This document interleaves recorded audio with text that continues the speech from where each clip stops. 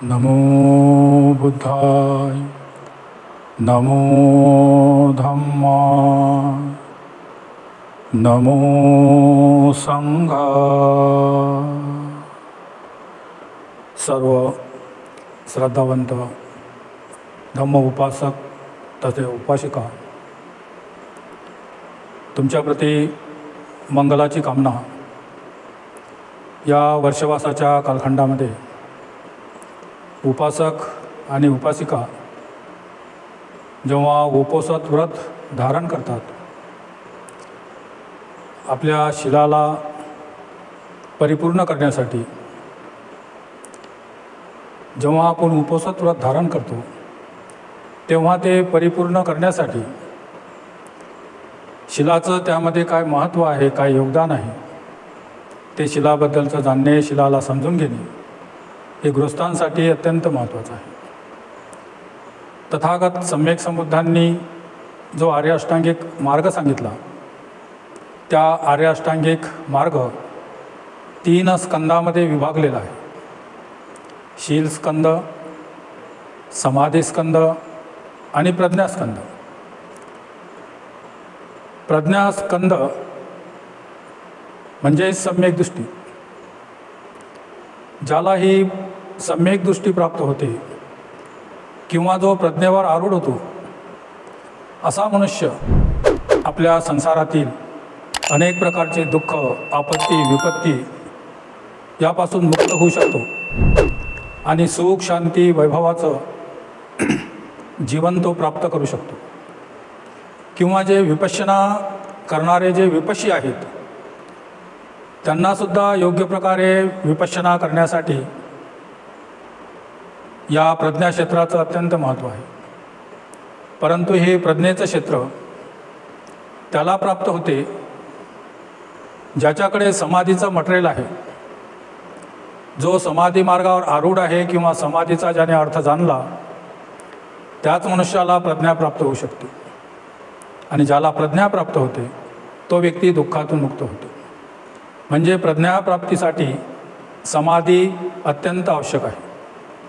आणि ही समाधी त्या व्यक्तीला प्राप्त होते जो व्यक्ती शिलावर आरूढ आहे।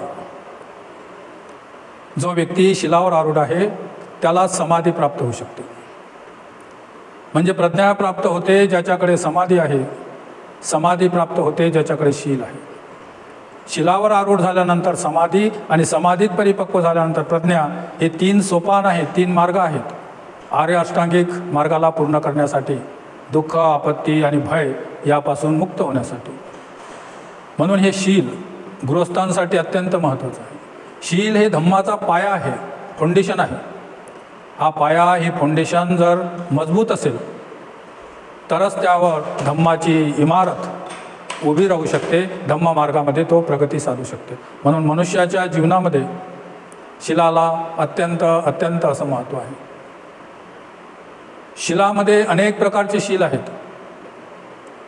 वारिस शील आहे, चारिस शील आहे, स्थितिभागी शील आहे, मध्यम शील आहे, पंचशील आहे, अष्टशील आहे, दशशील आहे, स्थितिभागी शील आहे, हानिभागी शील आहे, पातिमोक्ष सवरशील आहे, आजीव सवरशील आहे, इंद्रिय सवरशील आहे। शिलाचे अनेक प्रकार आहेत, पण साधारण उपासक आणि उपासिकांना साठी जे पंचशील सांगितलेलं आहे, त्या पंचशिलामध्ये सुद्धा चारित शील आणि वारित शील असे त्या शिलाचे 2 भाग होतात। चारित म्हणजे आचरणातून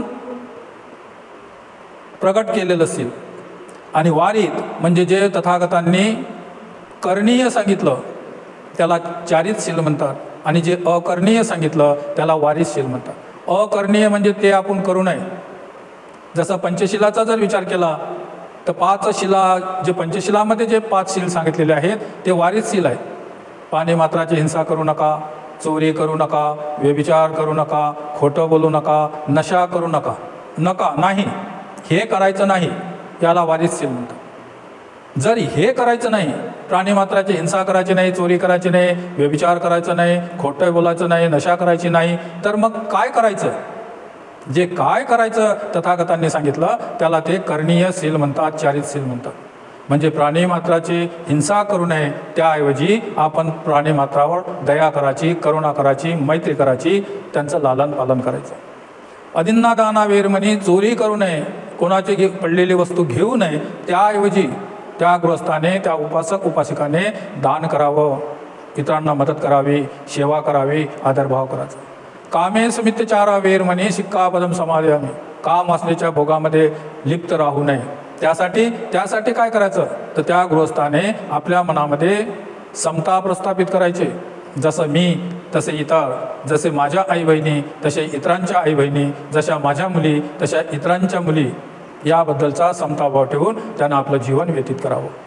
आणि चौथं शील जे आहे मुसावादा वेरमणे, खोटं बोलू नये, निंदा नालस्ती करू नये, चहाडी चुगली करू नये, व्यर्थपणाची बळबळ करू नये, शिवीगाडीची भाषा वापरू नये. त्याऐवजी त्याने सत्य बोलावं, मैत्रीभावाचं बोलावं, जेणेकरून आपल्या बोलण्याने इतरांना काही बोध होईल किंवा इतरांना शांती होईल, इतरांना मनस्ताप होईल अशी वाणी आपण बोलू नये, म्हणजे आपण सत्य बोलावं. आणि पाचवं जे शील आहे सुरा मेरय मज्जपमाद ठाणा वेरमणी, कोणत्याही प्रकारची नशा त्या माणसाने करू नये. मग त्याऐवजी काय करायचं, तर होशमध्ये राहून जीवन जगाचं. त्याला चारित शील म्हणतात. होशमध्ये राहून जीवन जगातं. तो चालत असताना, बसला असताना, झोपला असताना, उभा असताना, कोणतंही संसारी जीवनातलं किंवा गृहस्थ जीवनातलं काम असताना संपूर्ण चित्त त्याकडे लावून त्यानं काम केलं पाहिजे. म्हणजे त्यानं होशमध्ये राहून स्मृतिमान होऊन आपले जीवनाची चर्या, काया वाचा मनाचे कर्म त्याने करत राहायचे. आणि जो उपासक, जे उपासिका अशा प्रकारे वारिसशील आणि चारित्शील याला बराबर जाणून जो आपल्या जीवनामध्ये त्याचं पालन करते, त्याचं आचरण करते, असाच गृहस्थ, असाच उपासक, अशीच उपासिका धीरे धीरे का होईना त्या शिलावर आरूढ होते. आणि एकदा ती शिलावर आरूढ झाली का मग तिला समाधी मार्ग प्राप्त होते. आणि समाधीमध्ये परिपक्व झाला की मग त्याला प्रज्ञेचं क्षेत्र त्याला प्राप्त होते. प्रज्ञेच्या क्षेत्रामध्ये तो पाऊल ठेवते. आणि जशी जशी ही प्रज्ञा भावित होते तसं तो आपत्ती विपत्ती दुःखातून मुक्त होते आणि त्याच्या जीवनामध्ये सुख शांती वैभवाची प्राप्ती होते. म्हणून आर्य मार्गावर चालत असताना, आर्य अष्टांगिक मार्गाने चालत असताना शिलाला अत्यंत महत्त्वाचा आहे. आणि हे शिलाचा धर्म जर त्या गृहस्थाजवळ नसेल, समाधीच त्याला अवगत नसेल आणि तो कितीही प्रज्ञाचा अभ्यास करत असेल, कितीही तो ध्यान विपश्यना करत असेल, मात्र त्याला ध्यान विपश्यनेमधलं त्याला मार्गफल त्याला प्राप्त होऊ शकत नाही. कारण शील आणि समाधी हे प्रज्ञेचं आधारस्तंभ आहे. यावर प्रज्ञा आधारलेली आहे. या प्रकारचा विचार करून गृहस्थाने, उपासक उपासकांनी आपलं शील कसं मजबूत होईल आणि ते शील मजबूत करण्यासाठी त्यांच्यासाठी तथागतांनी उपोषित व्रत हा धर्म सांगितलेला आहे. म्हणून प्रत्येक उपासक उपासिकांनी या वर्षवासाच्या कालखंडामध्येच नाही तर 12 महिन्याचे जे 4, एका महिन्याचे जे 4 उपोषित येतात, अष्टम्या, अमावस्या आणि पौर्णिमा, या दिवशी नित्याचरण नेहमी आचरण करून त्यांनी आपल्या शिलाला मजबूत करावं, जेणेकरून त्यांना समाधी मार्ग, प्रज्ञा मार्गाची प्राप्ती होईल आणि ते दुःखातून मुक्त होतील. हा भगवंताचा सद्धम्म लोकांनाच समजण्यासाठी म्हणून या ठिकाणी भिक्षू वर्षवास करतात. त्या निमित्तानं संध्याकाळी याच मार्गाची ते लोकांना दीक्षा, धम्मदेशना देत असतात. अशा प्रकारे शिलाला जाणून प्रत्येक उपासकांनी आपले जर कर्म केले तर त्यांच्याही जीवनामध्ये आनंद प्राप्त होऊ शकते, त्यांना शील प्राप्त होऊ शकते आणि त्यांच्या मनातील ज्या इच्छा आकांक्षा आहेत त्याही पूर्णत्वाकडे जाऊ शकतात. तर आजच्या प्रसंगी तुम्हा उपासक उपासिकांसाठी कल्याण मित्र, आपले कल्याण मित्र बोधिसत्व बाबासाहेब आंबेडकर तथागत सम्यक संबुद्ध यांनी आपल्या हिताचा जो मार्ग सांगितला त्या मार्गाचं आचरण करून आपल्या जीवनाला सफल करावं असे मी तुमच्याप्रती मंगलाची कामना करतो. आणि बुद्ध धम्म संघ 3 रत्नाच्या प्रतापाने तुमचं सर्वांचं कल्याण हो, सर्वांचं मंगल हो, तुमच्या मनातील इच्छा पौर्णिमेच्या चंद्राप्रमाणे पूर्ण हो, बुद्ध धम्म संघाच्या प्रतापाने आपत्ती विपत्तीपासून तुमची सुटका हो, सुख शांती वैभवाची तुम्हा प्राप्ती हो अशी मंगलकामना करतो आणि माझी देशना या ठिकाणी थांबवतो. भवतु सब्ब मंगलम, भवतु सब्ब मंगलम, भवतु सब्ब मंगलम.